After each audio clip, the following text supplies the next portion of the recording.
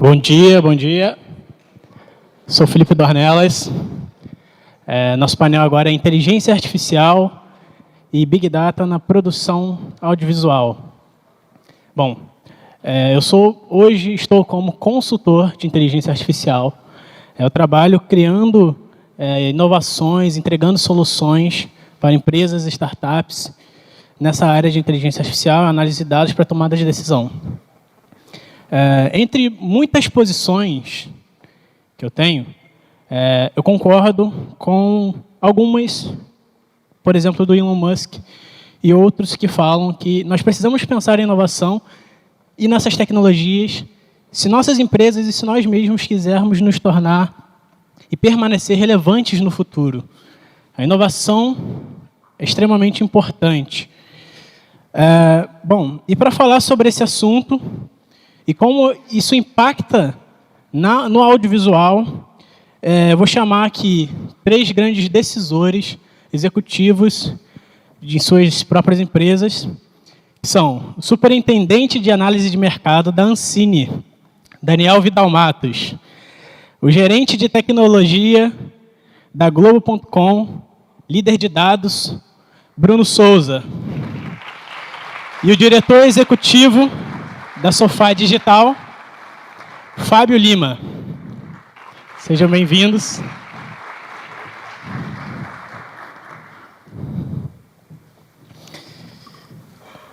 Obrigado. Queria agradecer a presença de vocês, o empenho, toda a vontade aí de falar e de preparar conteúdo num espaço de tempo tão curto. E eu queria começar, então, pelo nosso amigo Daniel, que é decisor e hoje inovador em dados na Ancine. Você começar a falar para a gente como que tem sido na Ancine a tomada de decisão e como que os dados estão afetando. Obrigado. Bom, na verdade, eu não sou o decisor. E isso é uma parte importante do trabalho que uma análise de dados faz. A análise de dados não toma decisão. A análise de dados ela dá subsídio à tomada de decisão. Você apresenta, quando você analisa dados, o que você apresenta são opções e possíveis consequências de cada decisão. Mas vamos lá. Tem um negócio que passa, né? É esse aqui. Muito bem. Então, essa área de análise de mercado da Ancine justamente tem essa missão, e a Ancine vem fazendo um trabalho no sentido de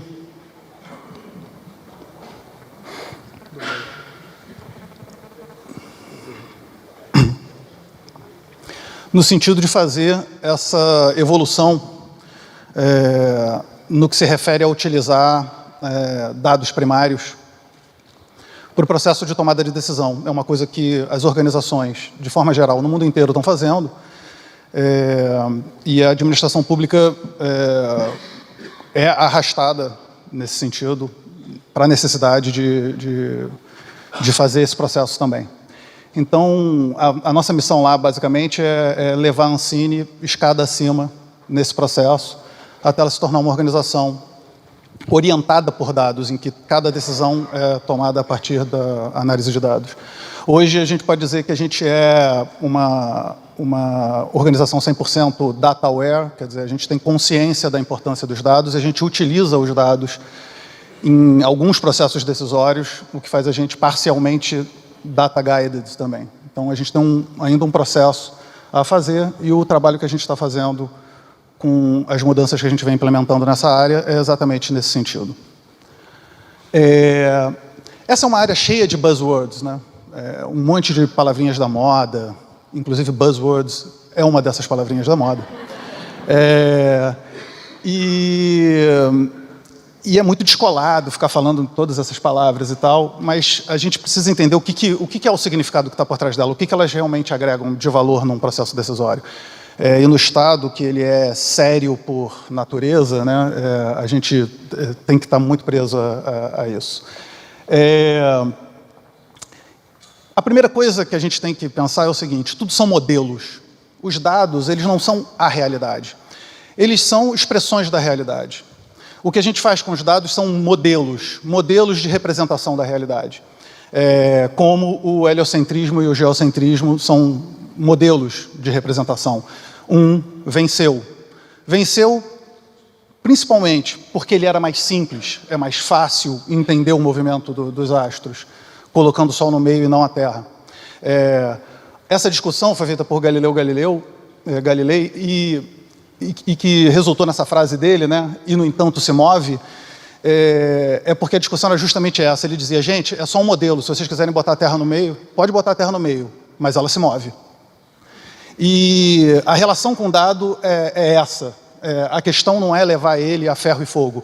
A questão ele é um modelo, e como modelo ele diz algumas coisas que são provavelmente mais eficientes do que outras. Esse é o ponto. É claro que a gente não vai chegar a dizer que a Terra plana é um modelo perfeitamente válido. Embora seja um modelo, né, tem uma coisa que sempre desmente o modelo, que é quando as 500 pessoas que já estiveram no espaço vão poder dizer para você, olha, eu estive lá em cima, eu olhei para baixo, e é o seguinte, é esférica, tá? Então, aí é um conhecimento empírico. O conhecimento empírico é a única coisa que pode desmentir um modelo, mas coisas complexas, você nunca vai ter um conhecimento empírico delas. Coisas complexas você sempre vai ter que abordar através de um modelo. Você vai ter que olhar um bando de dados, você vai ter que fazer aproximações estatísticas e probabilísticas e chegar ao melhor modelo possível. E a gente vive num mundo complexo. E é por isso que hoje a gente discute modelos. E é por isso que a discussão de modelos tomou um vulto tão grande que as pessoas acham que dá para discutir, inclusive, se a Terra é plana ou não.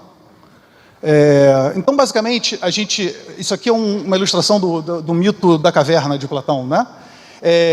A gente vive em ficções. Os seres humanos, eles criam ficções. As ficções, elas são como sombras, representações do mundo. A gente acreditar nessas ficções é o que faz a nossa sociedade funcionar, né? O Hariri é um autor que fala muito disso. Mas a gente precisa ir lá fora para ter o conhecimento empírico, né? E ver como o mundo é de verdade. Quando a gente aprende a fazer meditação, a gente aprende a ficar só observando, né? Escuta os sons, observa a própria respiração, observa as coisas que estão no acontecimento sem julgar. Esse é o trabalho que você faz quando você analisa dado. Observa as coisas, observa os dados que as coisas te dão, sem julgar. Abre mão um pouco do teu pré-julgamento, daquilo em que você acredita e vê o que o dado está te dizendo. Esse é o esforço que a gente faz. Olha os fatos sem julgar. Então, vamos a alguns fatos dolorosos que a gente precisa sempre encarar e que são a base da análise de dados no setor audiovisual. Do nosso ponto de vista, que estamos lá na iniciativa privada, na iniciativa pública, né, numa agência reguladora, o primeiro é esse aqui, né? As pessoas questionam severamente o gasto público. O gasto público em cultura, o gasto público em audiovisual é severamente questionado. Isso é um fato, né? Cada notícia ruim para a gente é recebida como notícia boa por um monte de gente que não conhece a estrutura interna do nosso mercado. Cabe a nós demonstrar que é diferente. Esse trabalho é nosso. E como que você faz isso? Você faz isso com modelos que são convincentes e representam bem a realidade. A gente tem uma cadeia de valor, né? E nessa nossa cadeia de valor do audiovisual, o Estado ele não produz valor. O Estado que ele faz é tirar valor de um lugar e colocar em outro. O Estado que ele faz é interferir na cadeia de valor de forma a que esse valor mude de posição.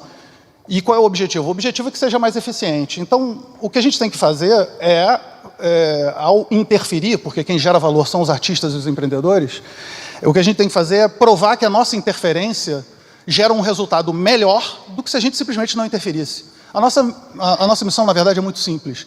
E a única maneira da gente demonstrar que a gente está fazendo isso é exatamente analisando a realidade, os dados que a realidade mostra para a gente. E aquilo que, né, como disse o Lord Kelvin, aquilo que não se pode medir não se pode melhorar. E o que a gente faz é medir. Buscando um equilíbrio.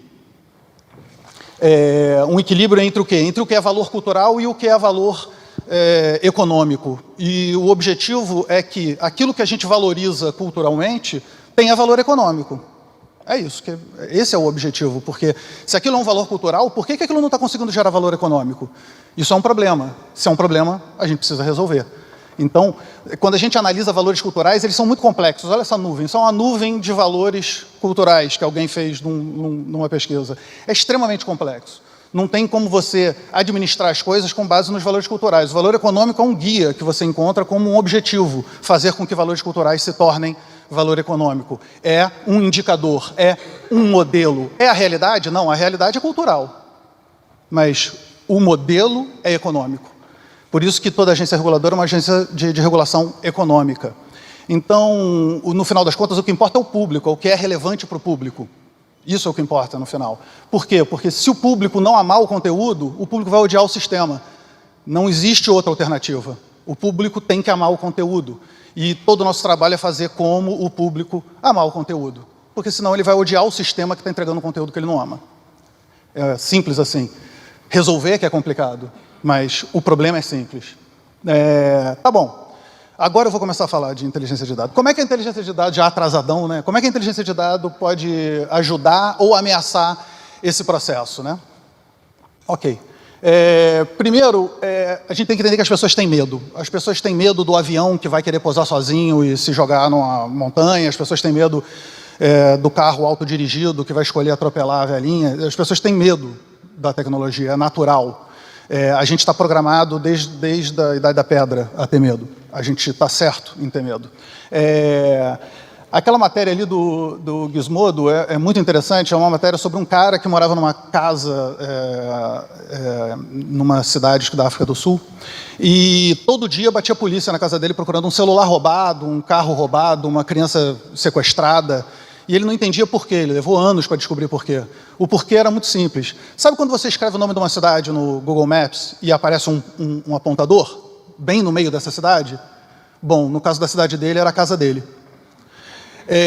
Então significa que se você não soubesse exatamente onde estava o carro roubado ou o celular roubado, mas você soubesse que ela estava naquela cidade, o apontador mostrava a casa dele. E as pessoas interpretando errado o dado, a polícia interpretando o dado de forma errada, metia o pé na porta do cara, dia sim, dia não.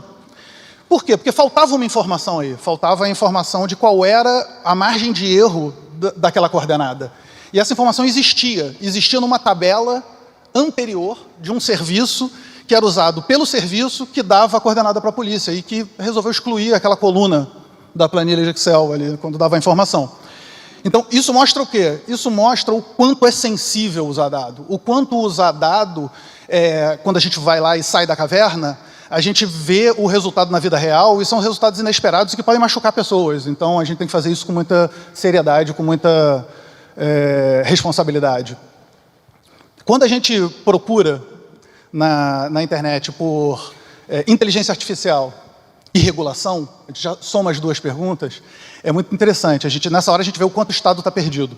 Por quê?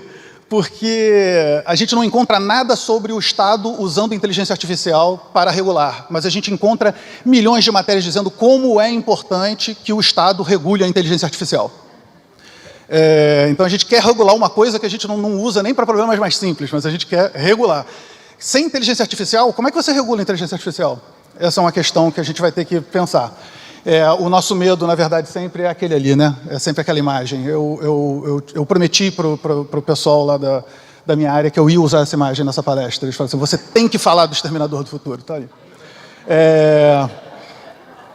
E tem uma coisa meio de gato de Schrödinger, né, nessa história, né? Quando a gente está lidando com deep learning, com inteligência artificial, os processos são processos opacos, ok? A opacidade desses processos faz com que você não saiba exatamente o que está acontecendo dentro da caixa até você abrir ela. E isso é difícil para o Estado, porque o Estado ele tem que ser plenamente auditável, toda a decisão do Estado. Então essa é uma das grandes dificuldades que a gente tem. Existe uma expectativa de que inteligência artificial, Big Data, no audiovisual, faça duas coisas. Isso são as duas coisas que mais rolam por aí, né? Predição de resultado, para orientar a estratégia. Quer dizer, eu tenho que prever qual vai ser o resultado. Né? Eu sou um distribuidor e eu penso assim, será que eu vou ter um resultado melhor se eu colocar o meu filme em 80% das salas do país, no dia da estreia? Ou é melhor eu abrir menor e esperar? Né? você espera que o algoritmo te responda isso, certo? E mapeamento de categorias, encontrar nicho, encontrar gênero, etc. Então, qual é o efeito prático? O efeito prático é que o que está ocorrendo é a implosão das taxonomias. Quer dizer, os gêneros que a gente encontrava na locadora nos anos 80 não fazem mais sentido, os gêneros mudaram, e a redefinição do conceito de hipótese. Vou correr porque meu tempo já acabou, ele já está me olhando com cara feia. Então, vamos lá. O problema da previsão é que não é possível prever. Eu vou voltar aqui. O problema da previsão é que não é possível prever. A gente vive num mundo que a gente não entende. A verdade é essa. A gente não tem como prever o que vai acontecer. Então, o que a gente faz não é prever. As pessoas entendem errado o que os algoritmos fazem. Eles não preveem. O que eles fazem é sugerir a melhor estratégia de risco possível para lidar com a imprevisibilidade. Esse é o ponto. Quanto aos gêneros, você vê, se você tenta fazer taxonomia de gênero cinematográfico, é uma barafunda, é uma zona. Você não consegue nunca fechar os gêneros.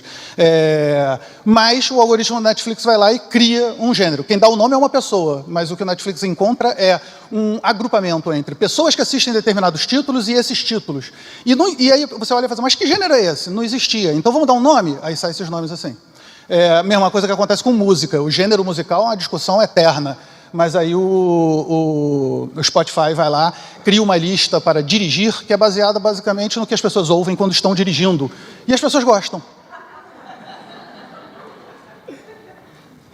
Então, por fim, então, o que é hipótese em machine learning? Hipótese, quando a gente fala de machine learning, de inteligência artificial, né, de um algoritmo que aprende conforme ele é exposto, é que na ciência ela é uma explicação provisória, é uma coisa que eu tenho a priori. Eu a priori tenho uma hipótese, então eu testo e verifico. Na estatística, a gente define como uma explicação sobre a relação entre dados. Ela é interpretada probabilisticamente. Essa é a ponte para chegar no que é hipótese em machine learning. Machine learning, a hipótese, ela na verdade é algo que você obtém pela aproximação. Você tem um modelo proposto. E ele se aproxima de uma boa função para mapear a correlação entre inputs e outputs. Ou seja, ela não existia antes, ela vai existir depois. E isso meio que é a base. O gênero que existia antes, agora ele existe depois que a gente observa a relação das pessoas com os títulos. Da mesma maneira que as predições, que eram uma hipótese que eu tinha antes, elas vão surgir depois que eu analiso os dados. E isso é muito saudável, embora seja contraintuitivo, porque a gente tende a já ter certeza antes mesmo de olhar as coisas. Bom, gente, é isso. Aprender, nesse caso, é isso, é buscar uma hipótese. Obrigado. Bruno Souza. Muito obrigado, Daniel. Bruno Souza, diretor da Globo.com. Suas considerações, por favor. Acabei de ser promovido aqui, hein, gente. Vamos lá, vamos soltar aí. Bom dia, pessoal. Antes de tudo, vou agradecer aqui a organização do evento pelo convite, poder falar sobre um assunto tão legal, sobre o trabalho que a gente tem feito lá na Globo.com. Contar um pouco, né, do trabalho que a gente vem fazendo. Falando um pouco sobre a Globo.com. A Globo.com, líder nos principais segmentos de audiência que ela atua, jornalismo com G1, esportes com Globo Esporte. Recentemente, a gente atingiu a marca de 103 milhões de usuários mensais, que vem a Globo.com atrás da enorme quantidade de conteúdo publicado pelas empresas do grupo, pelas suas afiliadas. Elas interagem com esse conteúdo através de texto, matérias, através de vídeos, através de galerias de fotos, interagindo, por exemplo, através de comentários, compartilhando nas redes sociais e também em diversas plataformas. Então, a gente está presente nas TVs conectadas, nas diversas marcas, a gente está presente na web mobile, web desktop, no iOS, no Android, nas plataformas um pouco mais específicas dentro das redes sociais, com Google MP, com Facebook Instant Articles. Bom, e todas essas interações geram uma quantidade de dados enorme. Então, pensa o seguinte, cada vez que você clica para assistir uma matéria, cada vez que você faz seek num vídeo, cada vez que você faz scroll numa página, cada vez que você comenta uma matéria, clica numa oferta, é gerado um evento que chega para a Globo.com, para a gente armazenar. Hoje a gente está topando ali a casa de 4 bilhões de eventos por dia e, né, uma infinidade ali de dados para se trabalhar. E como que a gente está trabalhando esses dados? Um primeiro esforço é democratizar o acesso a esses dados, criar uma cultura em torno desses dados, e para que analistas de negócios, de produto, de marketing, possam montar modelos ali, principalmente descritivos, para conseguir apoiar nas decisões, para extrair insights para as suas áreas. E uma outra forma é com machine learning, pegar, né, essa infinidade de dados, usar um grande poder computacional e algoritmos para extrair informações um pouco mais rebuscadas, conseguir prever tendências, prever acontecimentos, algo que dificilmente, né, uma pessoa de posse de uma ferramenta de exploração de dados vai conseguir com essa infinidade de dados que a gente tem. Lá na Globo.com, a gente tem trabalhado diversas frentes em machine learning, com algoritmos de aprendizado supervisionado, não supervisionado, com reforço de aprendizagem. Alguns exemplos aqui, personalizando experiências, fazendo recomendações de produtos, segmentando audiências, definindo KPIs. Na parte de aprendizado supervisionado, montando modelos de classificação, tentando prever churn de assinantes, tentando prever afinidades de um determinado usuário com conteúdo para poder vender. E na parte de reinforcement learning, tentando otimizar a entrega de publicidade, ofertas de produto. E aí, dado o tempo curto, e dado que a gente está num evento que fala sobre conteúdo, trago um exemplozinho aqui para a gente aprofundar, que fala sobre classificação de conteúdo. O que é classificação de conteúdo, né? Por que isso é importante? Imagina o seguinte, toda matéria que a gente tem, ou vídeo que a gente publica, tem atributos associados a ela. Por que a gente precisa desses atributos? Para estruturar uma oferta num aplicativo, numa página, para encontrar correlações entre as ofertas e fazer recomendações que tenham a ver para um determinado usuário. Dado que o usuário está navegando nas matérias que contêm atributos, contêm informações, a gente consegue ir montando o perfil dos usuários com base nessa navegação e, por fim, por exemplo, segmentar, fazer uma segmentação por tópicos, extrair informações que não foram declaradas, por exemplo, com uma utilização em publicidade, brand safety, para eu impedir que uma marca se associe a uma matéria que tenha um conteúdo que pode ser nocivo a ela. E aí, para isso, a gente precisa estar o tempo inteiro se preocupando com extrair o máximo de dados que a gente consegue sobre o nosso conteúdo. Por exemplo, como a gente faz isso? Na hora de produzir uma matéria, a gente pode ter um editor ou um tagueador específico para esse trabalho, anotando atributos, entidades nesse documento. Uma outra forma é ter algoritmos de machine learning processando esses documentos, processando matérias, processando vídeos, para extrair esses atributos automaticamente, eventualmente algo que um editor, que pode ou não estar enviesado, não conseguiria ver. Ele consegue equalizar o trabalho de diversos editores. A gente invertendo um pouco a ordem aqui, a gente pode ter o editor como um revisor desse processo automático estabelecido pelo algoritmo. E pensando isso de forma cíclica, o editor revisando a sugestão do machine learning, a gente vai, ao longo do tempo, aumentando a qualidade dos dados que são imputados no modelo, no meu algoritmo, o que me traz aí um ganho cíclico, né? Me coloca aí num ciclo virtuoso. É assim, basicamente, que funciona a nossa plataforma de publicação, por exemplo, de matérias. A gente tem algoritmos de processamento de linguagem natural, processando esses textos, sugerindo entidades.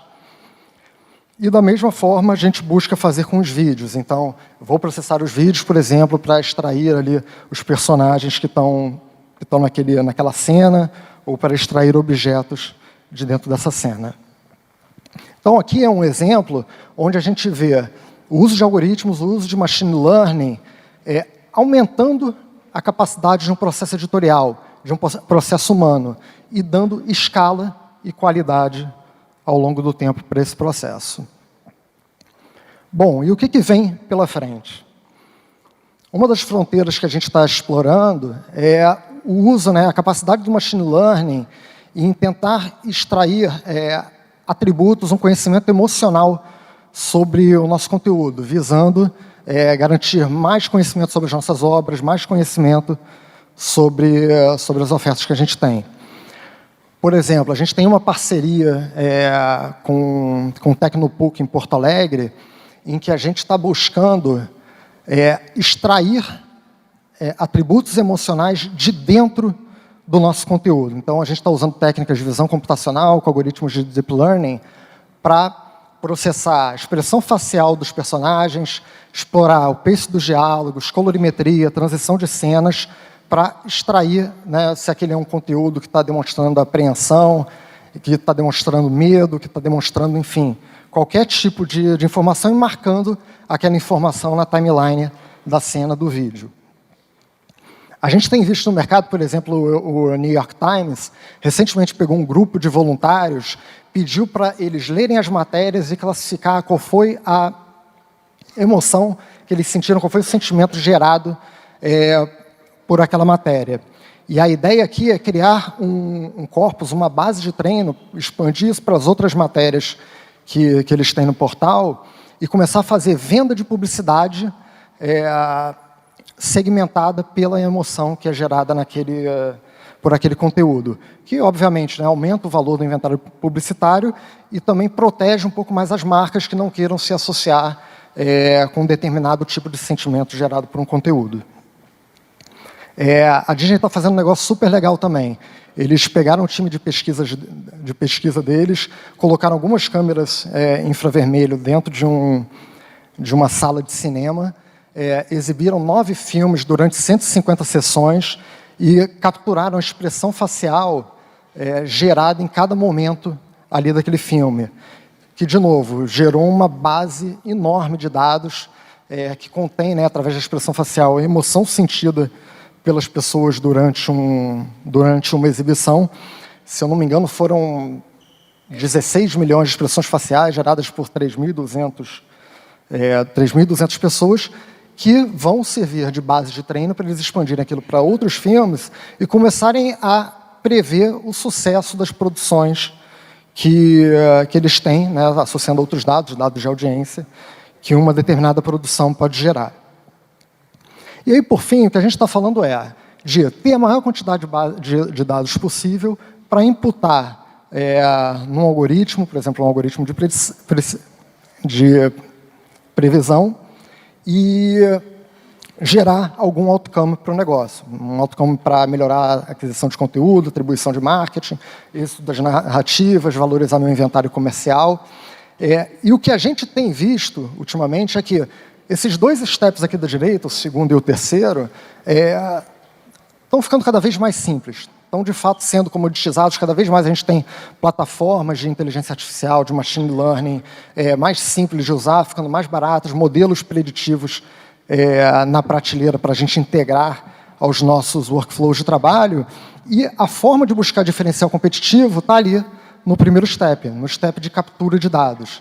Então, de ter dados em abrangência, ter dados com a máxima qualidade possível, para a gente também não enviesar os nossos algoritmos e os dados modelos. E é por isso que lá na Globo.com a gente tem investido tanto nessa frente de classificação de conteúdo, de extração de conteúdo a partir das nossas produções. Bom, é isso que eu tinha para trazer aqui, pessoal. Muito bom, Bruno. Obrigado. Só um adendo rapidinho. Quando a gente tem grande volume de dados, é extremamente importante a gente entender os dados que nós temos, que muitos dados são bons, mas dados bons são melhores ainda, né? Para falar um pouco mais sobre o assunto, nosso amigo, founder, CEO, diretor, agora eu acertei, Fábio Lima. Olá, bom dia. Obrigado pelo convite. Estão me ouvindo bem? Tá, maravilha. Uma primeira coisa bastante interessante deste evento, este ano, é a quantidade de painéis que trataram do assunto de Big Data. Sim, foi bastante, todos os dias tiveram, não foi só 1 ou 2, foi uma coisa que mostra a importância deste assunto. Mas eu vi vários painéis também, muitos cientistas e todo mundo bastante técnico. Eu não sei se eu, de alguma maneira, vou conseguir tentar fazer o que ninguém fez, que é traduzir isso para quem é basicamente produtor, artista, criativo ou distribuidor. Na prática, como é que a gente usa isso? Já se usa ou poderá se usar no futuro, e até um pouco desvendar a eventual dificuldade de ter acesso aos dados, que essa é uma das questões. Eventualmente, as empresas menores não têm a mesma capacidade que tem a Globo de coletar dados, ou o Facebook, o Netflix, são esses caras que estão na ponta coletando dados. Um parênteses rápido sobre a atuação da Sofá Digital especificamente nesta área, foi por causa disso que a gente criou o Filmelier. Quem já conhece o Filmelier, ou quem não conhece, por favor, visite. É um serviço de recomendação de filmes e onde aqueles filmes estão e em quais plataformas. Então, além dele poder fazer essa organização e ser um serviço ao público, ele também é uma forma da gente ter ali minimamente uma coleta de dados de uma parte dessa jornada toda do consumo que eventualmente as plataformas não têm, né? Especificamente sei lá, o Netflix. O Netflix coleta todo o dado daquilo que está acontecendo dentro do ambiente dele, quem olhou, como olhou, se isso aqui funciona melhor, o tipo de estilo, de logo, recomendação, se a pessoa parou em que determinada série ou que determinada cena. Essa informação toda está ali colocada dentro dele, mas ele não sabe o que está acontecendo lá de fora. Ele não sabe quem foi para a Amazon, quem abandonou o Netflix, sabe mais ou menos, né? Mas não sabe ali de fato. E um pouco o que o Filmelier consegue fazer é ter uma amostragem daquilo que acontece com a busca de filmes em ambiente digital. Isso também nos ajuda a poder analisar esses dados, cruzar com os dados que a gente tem desde o começo da Sofá Digital.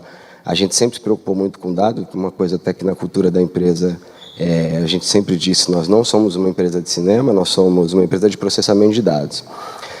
Desde o começo, a gente já tinha o princípio de coletar todo o dado, por exemplo, de faturamento, análise, performance dos filmes, quando se muda de preço, sobe o preço, em qual território, na página se ele tinha visibilidade, se ele não tinha visibilidade, uma quantidade de informações que nos ajudou bastante até este momento, obviamente. E esse cruzamento com isso e com o Filmelier permite com que a gente consiga olhar para a distribuição de uma maneira bastante interessante e se utilizar de ferramentas que são públicas e não são caras. É onde eu queria chegar aqui. Não é um absurdo e não são apenas grandes empresas que podem ter acesso a inteligência artificial ou machine learning, ou seja como for, ou ter ali um engine que possa te ajudar no seu processo, e isso é bastante importante embutir na cultura e pesquisar por isso, que isso de alguma maneira vai nos ajudar, não sei necessariamente como neste momento, mas é fato que sem isso a gente não vai se mexer muito. Por quê? Porque uma das coisas que cada um dá ali de resultado, todo mundo está olhando, é justamente o comportamento das pessoas, né? As pessoas querem isso, ou elas querem aquilo, assistem mais isso, assistem mais aquilo, nesse horário assiste-se mais isto, assiste mais aquilo. Todos esses dados estão aí, estão sendo analisados, são parte do comportamento, mas tem coisas que a gente não consegue incluir na análise de dados total, que é justamente o porquê as pessoas estão fazendo aquilo, ou o porquê daqueles conteúdos, ou como que eu atinjo o estágio da descoberta perfeita. Porque o algoritmo ele não consegue fazer isso neste momento. Ele não sabe, por exemplo, por que uma pessoa decidiu por determinado conteúdo. Não é simplesmente, tirando o básico, porque tem o mesmo ator ou o mesmo diretor. As pessoas são motivadas por dopamina, né? Então, quando ela está pensando ali, hoje eu preciso de uma dopaminazinha aqui, eu dou uma olhadinha no Facebook, eu fumo um cigarro, eu faço não sei o quê, eu preciso ver um filme para sentir alguma coisa. Ou a informação que eu estou coletando, ou eu preciso sofrer um pouco, eu preciso dar risada.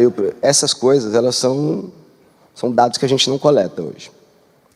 E eles fazem uma diferença bastante grande em como vou colocar determinado produto, tanto do ponto de vista de produção e de distribuição, ele continua sendo uma coisa aqui meio cinzenta. A não ser que a gente avance demais em coisas que de invasão de privacidade, comece a coletar, exatamente entender e cruzar esse tipo de informação, esse está ansioso, esse está triste, esse está deprimido, coisas do tipo, que eu acho que isso vai ser uma coisa problemática, a gente vai estar sempre nessa situação. A gente não sabe exatamente por que as pessoas vão até aquele conteúdo. Porém, a gente tem que saber que todos os conteúdos precisam estar preparados para serem encontrados. E essa é uma coisa muito importante.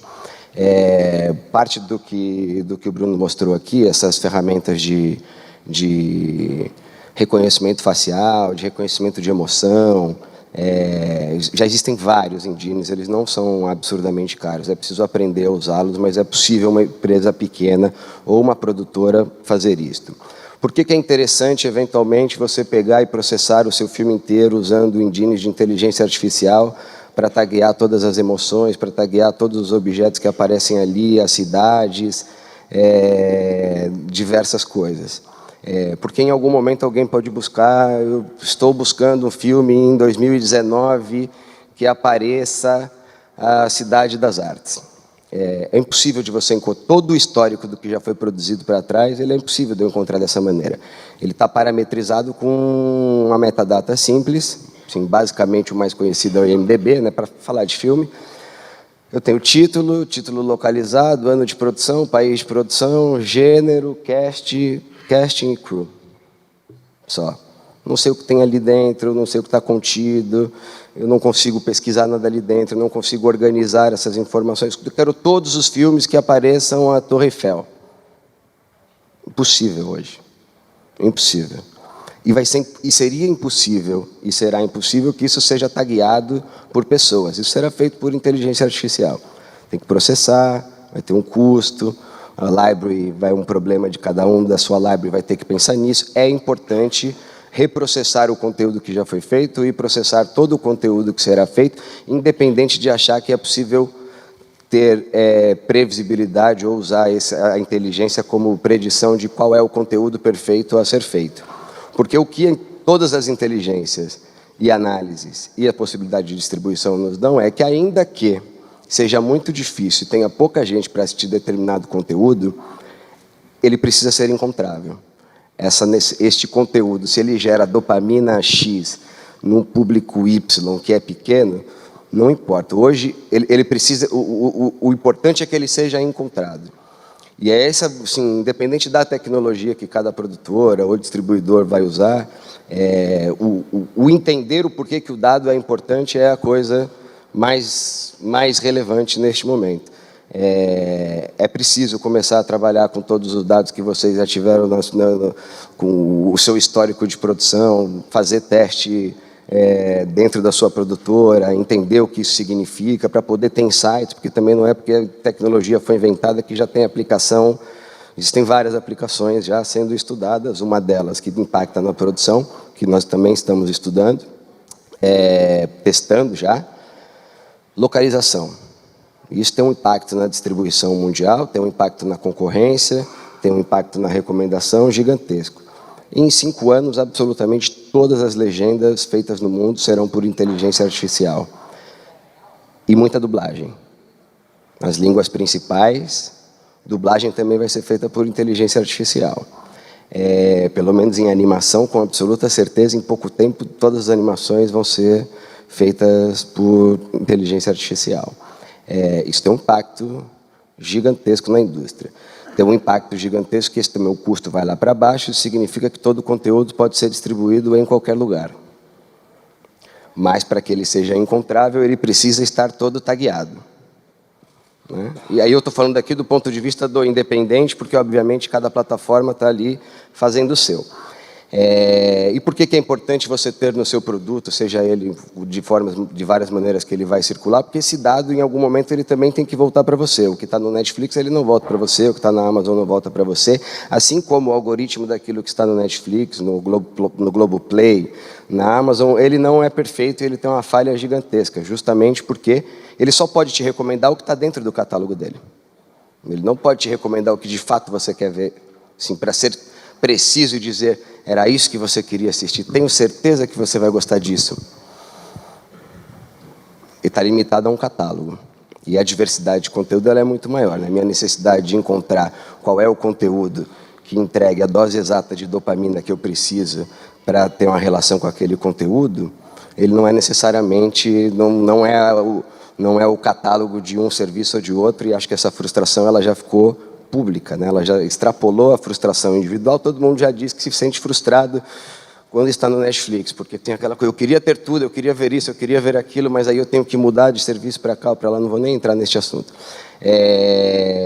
Mas aí serve para a gente entender que também tem um limite daquilo do modelo de predição, do modelo de recomendação, de algoritmo, enfim. Por que o do Spotify funciona? E as pessoas comparam, às vezes, todo mundo comparou muito, o Netflix e o do Spotify. O do Spotify funciona, por quê? Porque todas as músicas estão lá, né? Já começa daí. Então é muito mais fácil.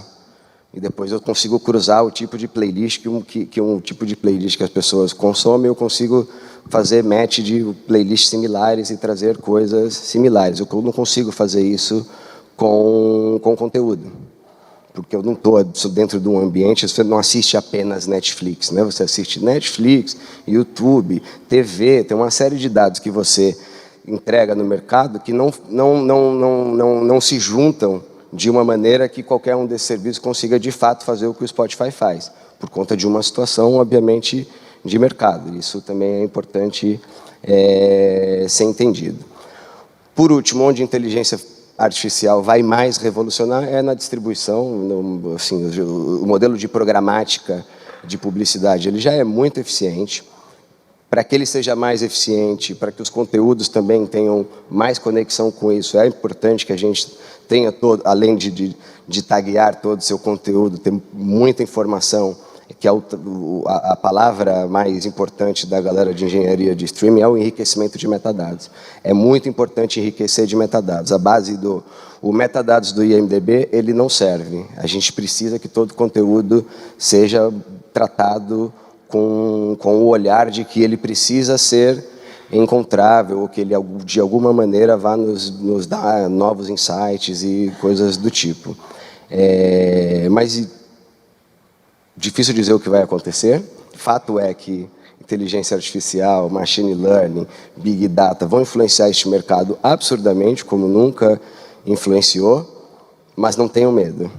Vai ser melhor para todo mundo, porque é a partir da tecnologia, do acesso à tecnologia, que a gente pode criar uma coisa mais diversa e mais acolhedora do ponto de vista de mercado. Cabe muito mais gente participando e sendo remunerado num mercado onde a informação é descentralizada e onde os serviços que são centralizados, eles sofrem, que é o que eu acabei de dizer com o Netflix, sofrem porque não é o ambiente onde a gente está inserido no restante da nossa relação digital, né? O restante todo ele está diverso e público de uma maneira que os serviços fechados eles ficarão restritos, eles são muito eficientes naquilo que fazem, mas eles ficam restritos. Ao passo que sim, o mercado se expande de uma maneira que só sendo descentralizado ele funcionará. Mas para que a gente possa monetizar direito, ou tirar proveito disso, fazer o trabalho mais eficiente, é importante pensar em dado. Um filme, uma produção, até o histórico da produção. Quanto mais você puder documentar, criar parametrização de dados para você aprender, inclusive, sobre como economizar na próxima, o que eu desperdicei numa produção aqui, como eu poderia fazer isso melhor, como eu poderia fazer aquilo melhor, como eu faço melhores acordos.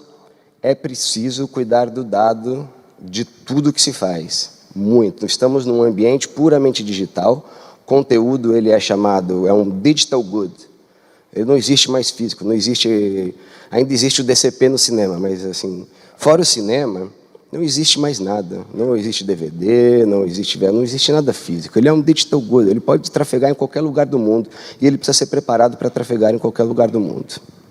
Acho que acabou o tempo. Né? Obrigado. Muito obrigado, Fábio. Para encerrar nossa conversa, nosso desejo aqui, pessoal, é que a gente consiga usar os nossos dados para tomar decisão e usar isso para coisas inteligentes. Então, se você está aqui, se você é uma empresa, você quer e ainda não toma decisões com os dados de vocês, faz uma pergunta básica para os dados de vocês. Quem é o meu cliente? O que ele comprou? Quando ele comprou? Onde ele comprou e por que ele comprou? E aí o comprou você muda. Onde ele viajou, por quê, onde que foi que ele assistiu. Só com isso aí você já vai conseguir extrair muita informação com os seus dados, isso ficou muito claro. Por último, posso falar aqui ainda? O Daniel entende muito do assunto. Sim. E vou dizer o seguinte, resolver a questão do TCU é uma questão de tecnologia e vai ser mole, ele vai saber tirar isso. Ele e assim vão saber tirar isso de letra se usarem a tecnologia, vai ser mole e vai resolver essa questão. Que responsabilidade é essa que tu me deu agora, hein, cara? Se vira.